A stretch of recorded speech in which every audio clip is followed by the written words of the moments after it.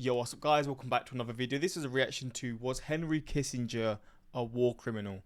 I'm going to be 100% honest, I don't know much about this person at all. I saw yesterday that he passed away and it was pretty like big story, breaking news or whatever. And I know he was 100 when he passed away, I just saw that was mentioned. So he hit a good age.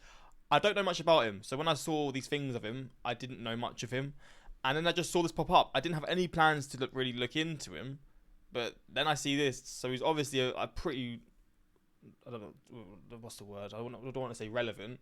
I mean, he probably is for the reasons of what's happened recently. But in terms of... He's a historical... He's known for things that I don't know much about. Maybe I'll know about them once they're mentioned. But we're going to check this out. I hope this doesn't annoy people. I mean, I guess some people may like him. I don't know when it comes to this person. Some people are quite touchy with this kind of stuff, which is fair enough. Obviously, he has just passed away, so that's why it would be touchy. But we are going to get into this and learn a bit about him, and I guess what he's done. Because this video was done quick. I mean, he passed away, I think, 2 days ago now. And this was on the 30th of November, so literally just over a day it was posted pretty much. So we're going to check this out and see. And that's pretty much it. Let's jump into this and learn a bit about him. Controversial and powerful. Henry Kissinger, one of the most controversial and powerful figures in American politics, is dead. Kissinger was an American diplomat and political scientist. He's a diplomat. Diplomats are they the ones that can like get away with stuff in other countries? That's probably not what they're for, but I know they have a lot of advantages, right? Like diplomats can sort of get away with things that the common person can't, right? I could be wrong. When I've heard of diplomats, I always hear it, like, think of it in a negative way because they have a lot more power just because they're a diplomat. But I don't know. I don't know exactly. Maybe I'm wrong. He served as National Security Advisor and Secretary of State under 2 presidents. And his career is full of... Wait, now I want to search diplomat. Is it? I might be thinking of diplomat. Are diplomats the ones that, like, live in other countries but they sort of represent...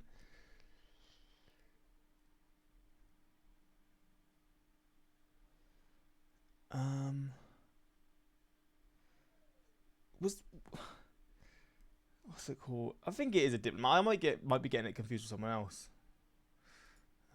But of a lot.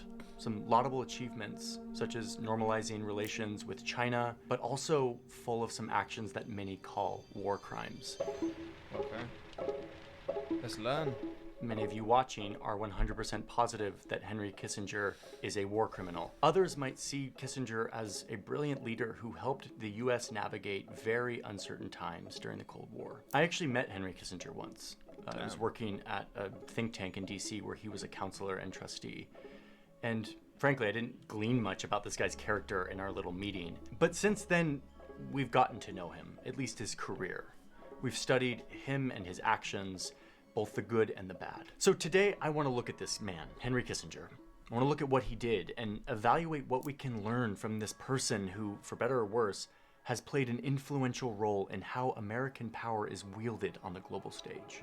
On this, perhaps the most gentle and graceful land in all of Asia, President Nixon and Mr. Kissinger unleashed 100,000 tons of bombs. Henry Kissinger was born on May 27, 1923 in Germany. When he was a teenager, his family... Oh, so he was born in Germany. I guess there is a lot of German people with German ancestry in the US, but I wouldn't have guessed that. Family left Germany for the United States, fleeing oppression from the Nazis. He went to Harvard and later was drafted into the army during World War II, serving in a counterintelligence role. After the war, he returned to Harvard and pursued a PhD in political science. Kissinger made a name for himself as a political theorist and author. He focused on the role of nuclear weapons and this new geopolitics that had emerged after World War II. He studied a political philosophy called realpolitik, which emphasizes how countries gain power by reacting practically to conflicts and situations, as opposed to based on ideology or values. But from my reading, what made Kissinger powerful was his ability to connect with people, to network in Washington, D.C. That was perhaps his greatest asset, and the thing that kept him close to power. This was later exemplified by the fact that Kissinger served under both Republican and Democratic presidents. Oh, wow. So he's been on both sides. Is that common when that happens, when you have someone who's been on both parties or whatever? That's wild to me. You can start to see Kissinger's realpolitik and networking skills in full action well before he ever stepped foot in the White House. According to this archived document from Nixon's chief of staff, early in his career when he was working for the Democratic President LBJ as an advisor on Vietnam, he cozied up to the Democrats' political opponent, Richard Nixon, who was running for president. So he cozies up to Nixon and conspires to pass Nixon information about secret Vietnam War peace talks happening in Paris. Nixon could potentially use this information that he got from Kissinger to prevent the peace talks from going well, which in turn would make the Democrats look bad, since they were the ones in power, and help pave the way for Nixon to win the presidency. Now, there's a significant debate on whether or not all of this sort of backroom deal thing had any impact on the peace talks. But what I care about in this little story is what it shows about Henry Kissinger. That he was willing to go to these lengths to betray the president he was working for and to cozy up to a candidate who he hated but thought could potentially win the presidency. To pass on information that could potentially compromise the peace talks that might end the war in Vietnam. Anyway, the peace talks did indeed break down, the day before the presidential election, no less. Nixon ended up winning, and Kissinger, this political theorist turned power-hungry networker, had shown that he was willing to sabotage peace talks in the name of gaining favor in the eyes of a powerful man.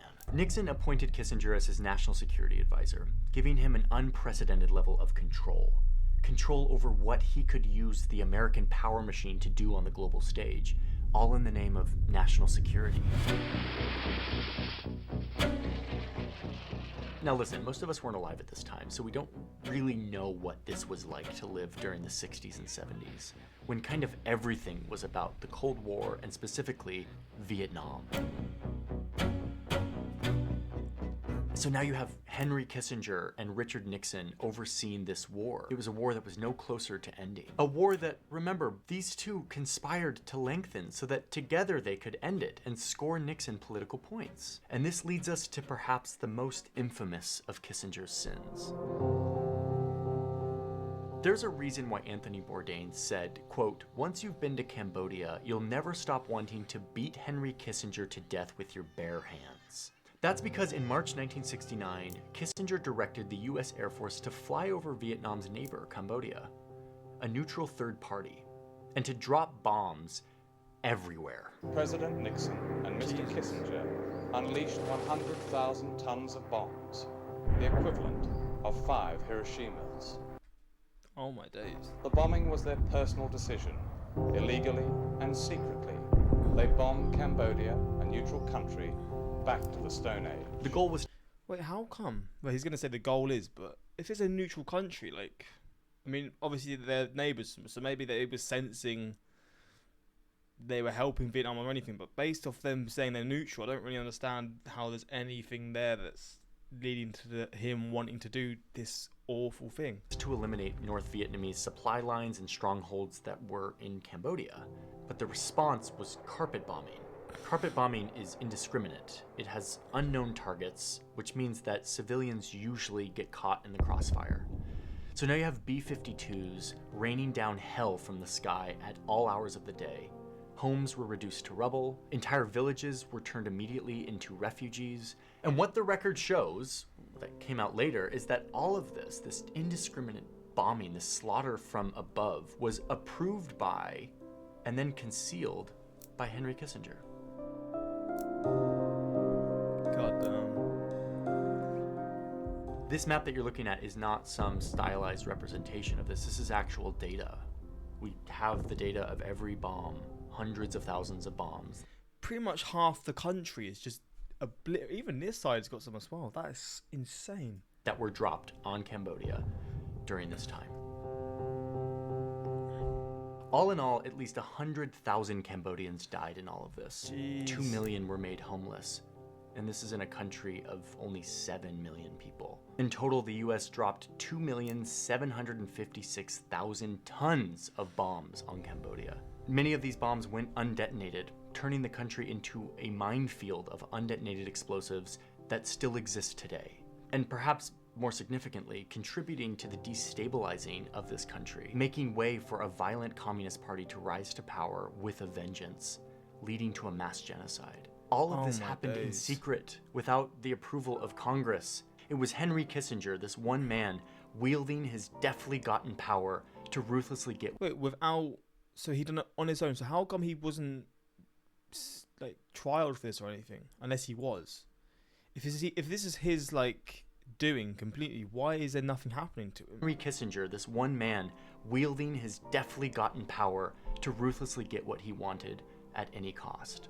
As the endless war was near its end, peace negotiations kept breaking down. In response, Kissinger sent another round of brutal bombings around Christmas 1972 in an effort to force the North Vietnamese back to the negotiating table.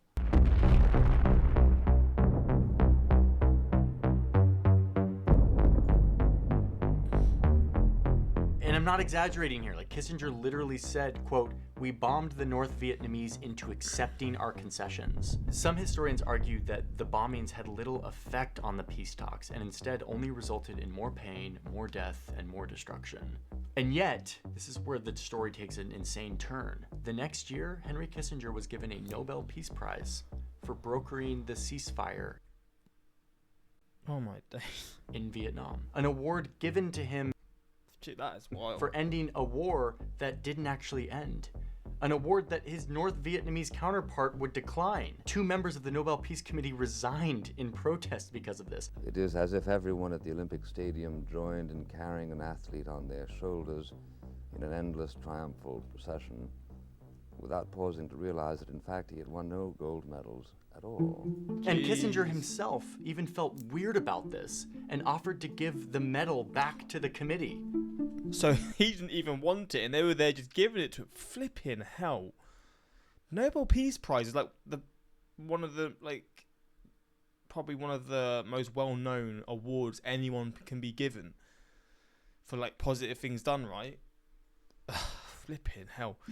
Okay, this is one of the great parodies of the modern era that this ever happened, but it doesn't end here. In Chile in 1970, Kissinger directed the CIA to destabilize the country and seek to overthrow its recently elected socialist president. The coup attempt failed here, but it eventually did lead to the assassination of a Chilean general. The president was eventually overthrown and replaced by this Chilean general who would go on to kidnap, murder, and torture his political opponents. But because he wasn't a communist, Kissinger turned a blind eye.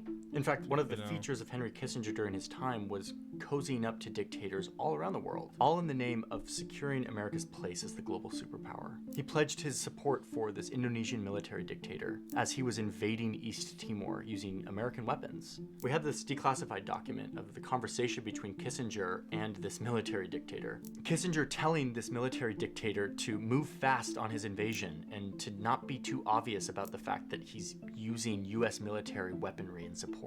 The dictator did move fast and soon was exterminating hundreds of thousands of people. Kissinger and his big powerful apparatus standing by to watch what they had sponsored. While illegally bombing Cambodia, Kissinger also oversaw illegal bombings in Laos. He supported Pakistan in their genocide against Bangladesh. He supported Turkey as they invaded Cyprus. He helped kick off US dependence on Saudi Arabia for oil in exchange for selling them weapons, a relationship that we're still bound to today. He supported coups and death squads across Latin America, and the list goes on and on and on. I won't have it from him that he's doing this against communism. It's just another of the constituents of the gigantic lie that constitutes his reputation. He's a thug, and a crook, and a liar, and a pseudo-intellectual, and a murderer, okay? Jesus. All of those things are factually verifiable. Factually verifiable. I mean, listen, it was the Cold War. Like, again, none of us can really capture what that was like. You had 2 superpowers racing to see who could get more nuclear weapons. There was real fear here, and leaders had to make very difficult decisions. Defenders of Kissinger see all of this behavior that I've listed as just a leader living in the Cold War, having to do what it takes to avoid nuclear conflict or a communist takeover. A vital elder statesman serving America and making impossible decisions along the way. But the most vociferous critics tend to see the opposite. An evil genius who was given the full arsenal of American power, which he then wielded to achieve his grand vision of how the world should look. But when you look at the arc of Henry Kissinger's career, neither of these characterizations hold. He was not a master strategist or an unparalleled genius. In fact, he's a guy full of contradictions. He conspired to extend the Vietnam War despite thinking that the war was foolish. He joined the Nixon White House despite long maintaining that Richard Nixon was not presidential material. He orchestrated these increased bombings of Vietnam and Cambodia despite all evidence indicating that the US could not win this war. A reminder that Henry Kissinger grew up being bullied and beaten up for being a Jew in Nazi Germany. And then he fled that brutality to come to the United States, where he studied how power works between countries, but also between people. He used those skills to navigate himself into standing in the most powerful places in the world, next to the most powerful people in the world, the most powerful military in the world at his disposal, and the permission to use it as he saw fit. Henry Kissinger knew what it took to stay on top. And what it took was shifting alliances, secret bombing campaigns, sabotaging peace talks, supporting dictators abroad, and the list goes on. I guess the point here is that Henry Kissinger's master guiding principle was to have no guiding principle. He infused that into his leadership, into his decisions, leading to the destruction of many lives around the globe, ripples that are still felt today. Even if Henry Kissinger were still alive, I believe he would never face true accountability for his actions. He played the game too well. He's too liked by powerful people on both sides of the aisle. But ultimately, if we can learn anything from this, the death of Henry Kissinger gives us an opportunity to appreciate what can happen when too much power is concentrated in the hands of one man. Damn, well, I have a feeling this is going to be very controversial. I mean, I feel like there's definitely going to be people who watch this reaction who probably support him, because I just feel like these types of people are very, I don't know, just people on either side that will have strong thoughts. But from what I learned there, it seems pretty crazy to me. Life is so unfair to allow such a villain like this man to live for as long as he did, while the millions that he caused to die did not have the privilege to see half or even quarter of his age. Well, I am living in Germany and saw the news of his death in the bus. There was no mention of any controversy, even the Nobel Peace Prize they mentioned without any asterisk. Jeez. I mean, when I saw it, I didn't really see anything negative either. It was all like, just like, there was nothing negative. It was just like this sort of shock that he passed away. So I didn't know much about him. This is the first I've really seen of him, but he was goddamn powerful, and he was involved in a lot of terrible things. Again, this is during an era where a lot of terrible things happened, and I guess someone had to make those horrible decisions, but then there's also a level to what sort of things you can do, and yeah, it seems pretty mental. But let me know your thoughts in the comments. Obviously, some of you will have different opinions, and yeah, I'll be interested in seeing. But that is pretty much it. Until next time, peace.